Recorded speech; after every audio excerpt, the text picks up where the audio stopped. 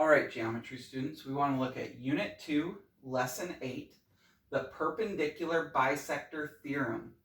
So our two goals are, I can critique an explanation of the perpendicular bisector theorem.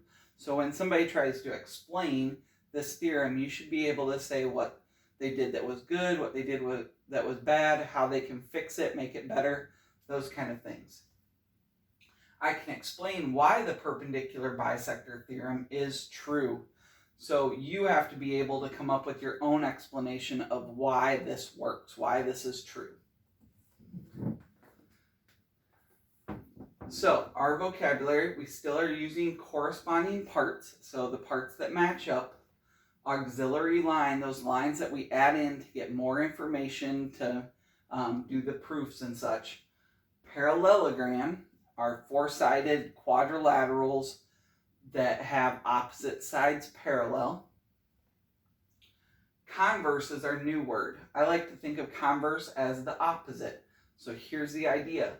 A statement that interchanges the if and then parts. So when we do if-then statements, it just takes them and switches the two parts. So here's an example.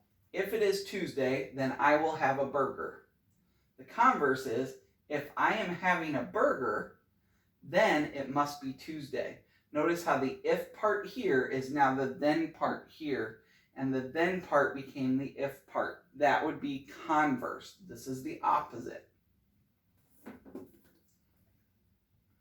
All right, for tomorrow, you need to decide which of these pictures doesn't belong. So you have 4 pictures of intersecting segments. Which picture doesn't belong? So here we have A with M and L. Here we have B with M and L, and it looks like that's marked as a right angle. Here we have C with M and L, 2 congruent angles. Here we have D with K and N, and it says that K and N are perpendicular to each other. That's what this means. All right, pick which one doesn't belong. Please write down an explanation as to why you chose the one that you chose, and that will be the start of our discussion for tomorrow. Thanks.